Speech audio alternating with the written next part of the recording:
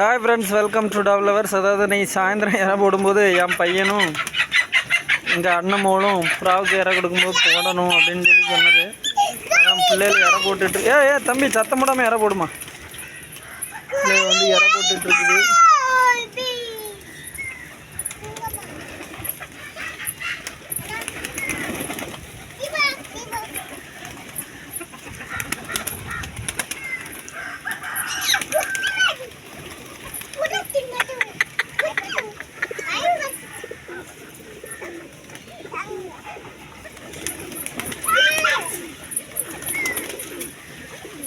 அழகாக பருப்பு போட்டிருந்தேன்ல, பருப்பு பாட்டு தின்னுட்டுருக்கு.